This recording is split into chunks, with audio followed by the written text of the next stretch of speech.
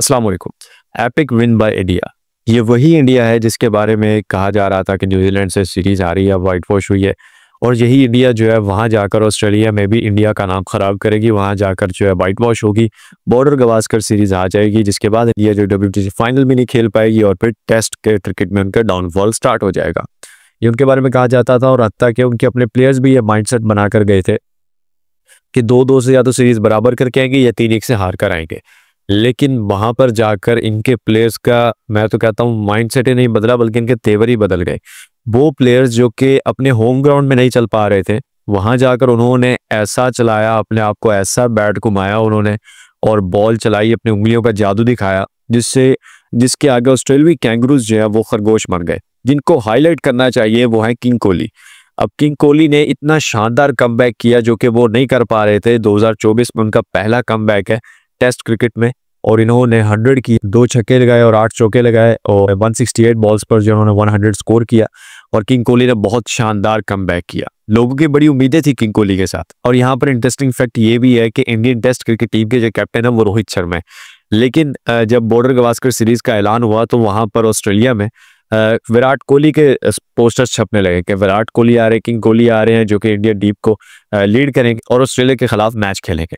ये उनके बारे में पोस्टर्स छप रहे थे, अवाम में बड़ा क्रेज था और अवाम बड़ी खुश थी कि किंग कोहली आ रहे हैं ऑस्ट्रेलिया में। बहुत पोस्टर छपे हैं ताकि इंडियन मीडिया ने भी इसकी मुखालफत की कि आप जो ये क्या कर रहे हो, ऑस्ट्रेलिया ये क्या कर रहा है, हमारे जो कौमी टीम के जो कैप्टन है वो तो रोहित शर्मा है, लेकिन यहाँ पर जो है विराट कोहली के पोस्टर्स क्यों छप रहे हैं। हत्ता के यूट्यूबर्स जो है, इंडियन यूट्यूबर्स, वो भी इस बात की बड़ी मुखालफत कर रहे थे। लेकिन वहां पर जाकर विराट कोहली ने यह साबित करके दिखाया कि नहीं, मेरे बारे में जो पोस्टर्स छपे थे ना बिल्कुल दुरुस्त थे।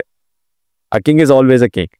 एक जो किंग है वो हमेशा के लिए किंग ही होता है, क्योंकि विराट कोहली स्टार्ट से, मैंने आपको अपने प्रीवियस वीडियो में बताया था कि सचिन तेंदुलकर ने यह बात की थी कि विराट कोहली जो है यही बंदा मेरे रिकॉर्ड तोड़ेगा और विराट कोहली ने रिकॉर्ड तोड़े। ये विराट कोहली की खासियत है। विराट कोहली हमेशा से रिकॉर्ड मेकर और रिकॉर्ड ब्रेकर रहे हैं।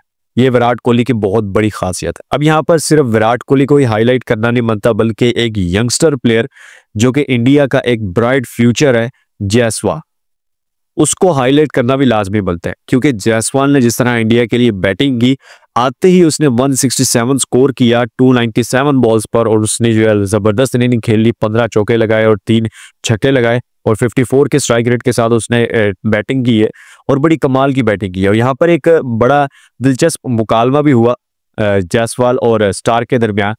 अब स्टार्क जो है वो बॉल करवा रहे हैं, जायसवाल कह रहे हैं इट्स टू स्लो, हालांकि बॉल थी 142 किलोमीटर पर आवर की स्पीड पर और जायसवाल ने उस पर छक्का मारकर ये बात की थी, जो कि साइम अयूब ने शॉट मारी थी स्टार्क को। आपको याद होगा ओडीआई में, जो कि हम last I think so second ODI हम जीते थे, उस सेकंड ओडीआई में साइम अयूब ने स्वाइप शॉट मारी थी। तो उसी तरह ही जायसवाल ने शॉट मारी और जायसवाल ने जो है उसी शॉट पर फिर कहा इट्स टू स्लो, ये बात उन्होंने की और ये बड़ा दिलचस्प मुकालमा उनके दरमियान हुआ। फिर स्टार्क ने स्माइल दी और फिर वापस रेडी हुए बॉल करवाने के लिए।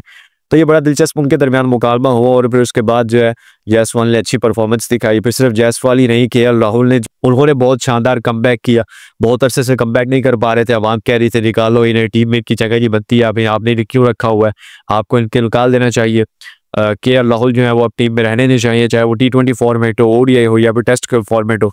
केएल राहुल की जगह नहीं बनती टीम में, क्योंकि वो बॉलें ज़ाया करते हैं, आते हैं, ओवर ज़ाया करके चलते पत्ते हैं, लेकिन उनको टीम में नहीं होना चाहिए। लेकिन यहाँ पर केएल राहुल ने उनको रॉन्ग प्रूव करके दिखाया और केएल राहुल ने जो है अपनी परफॉर्मेंस के साथ जो है अवाम को बता दिया कि नहीं, मेरी टीम में जगह बनती है।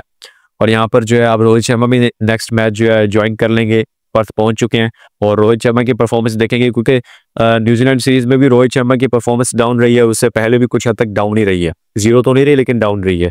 और न्यूजीलैंड सीरीज में तो उनकी परफॉर्मेंस जीरो ही रही थी।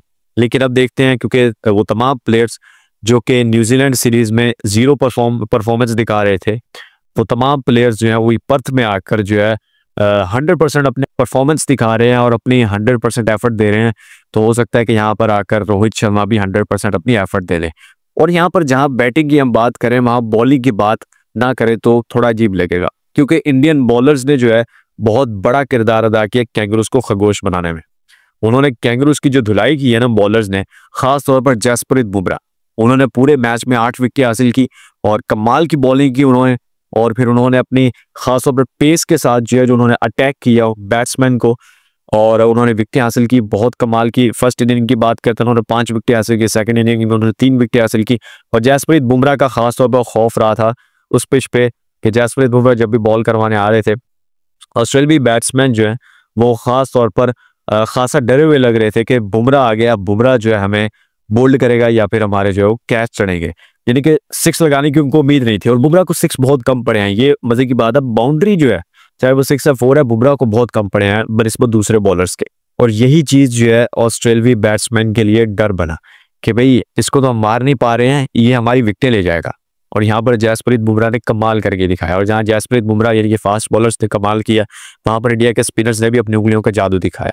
तो कुल मिलाकर इंडिया के जो बैट्समैन है उन्होंने बहुत अच्छी कारकर्दगी दिखाई और इंडिया के बॉलर्स ने भी, और इंडियन टीम ने खासा अवाम को दिखा दिया कि तुम लोग जो हमारे बारे में बात कर रहे थे कि इस तरह डाउनफॉल आ जाएगा, इस तरह होगा, और हमारा माइंडसेट बना दिया था तुम लोगों ने कि 2-2 से सीरीज या तो टाई करके आएंगे या फिर जो है 3-1 से हार कर आएंगे, और अवाम ने तो कहा था 4-0 से हार कर आएंगे ये।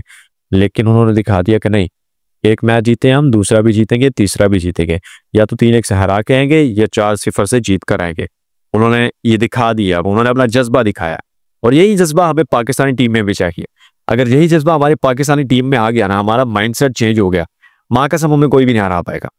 लेकिन मसला ये है हमें माइंडसेट चेंज करना पड़ेगा हमारा। तो इस लिहाज से हमें इंडियन टीम को देखना चाहिए कि किस तरह वो जो है खेलते हैं, उनका माइंडसेट क्या है। मैं हमेशा से कहता आ रहा हूँ कि चाहे T20 फॉर्मेट हो, ODI फॉर्मेट हो या टेस्ट फॉर्मेट हो, इंडियन टीम को हमेशा देख कर चलो, क्योंकि उनकी स्ट्रेटेजी कमाल की होती है, उनकी प्लानिंग बहुत ज़बरदस्त होती है, उनका माइंडसेट कमाल का होता है। तो लिहाजा उनको देख कर चलो ताकि जो है आपकी परफॉर्मेंस भी अच्छी हो और आपकी जो स्ट्रेटेजी प्लानिंग कमाल की हो। खैर, अभी तक के लिए इतना ही, मिलता है नेक्स्ट एपिसोड में। अपना रखिएगा बहुत सारा ख्याल। अल्लाह हाफिज़।